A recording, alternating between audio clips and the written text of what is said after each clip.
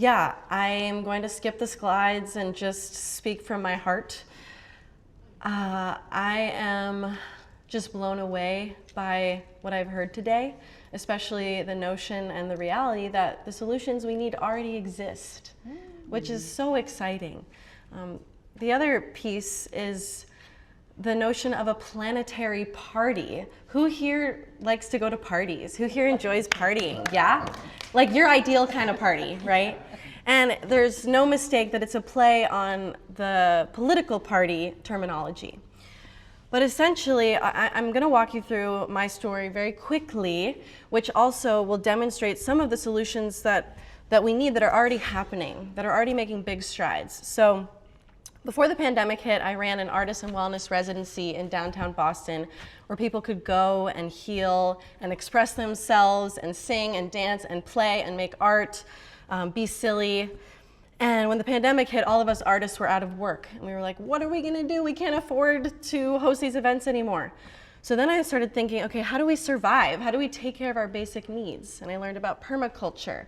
And I pivoted to hosting social distance-friendly gatherings outside where we could learn how to grow food, how to build structures, how to be in community, how to solve conflict, different governance models. And I discovered Syd's regenerative crypto, which actually ended up kickstarting the nonprofit I co-founded called Permatours, which became and is still existing today as a permaculture action, natural building, community building tour of events. Syd's crypto was rewarded to our group to reward and incentivize people who supported with these infrastructure projects, and then they could use the currency to buy products and services from each other. So we were participating in regenerative economics, micro trade circles, trading for massages and tomatoes or whatever. Now, 4.5 years later, we've done over 50 festivals and workshops at land-based communities throughout the Northeast, and it's been incredible as a rotating leadership group of people taking action, inspired action, and building the capacity of community centers to feed people, to house people, to provide education.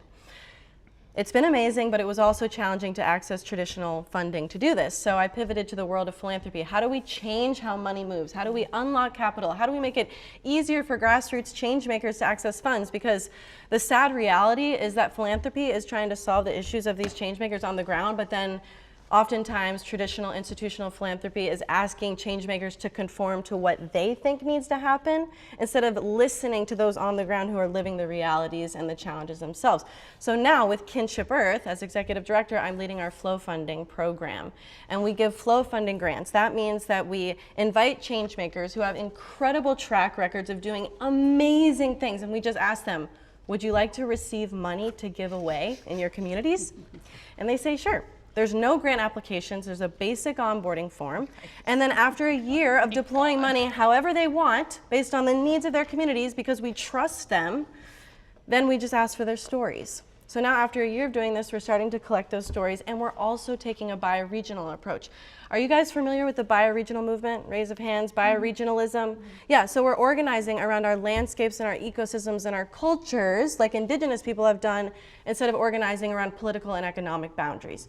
And so in the realm of flow funding and trust-based giving, that means that we're giving to place-based change makers and also bioregional organizing groups, groups of leaders in their bioregions who are deciding collectively at the intersection of environmental, social, humanitarian, economic challenges. They're deciding together how to deploy capital. So now all of this is converging in the Planetary Party because we're doing events that leave a positive trace, that literally build infrastructure to feed and house families in need, to restore ecosystems, to cultivate cultural renewal, and we're simultaneously helping local communities launch their own unique flow funding organizations.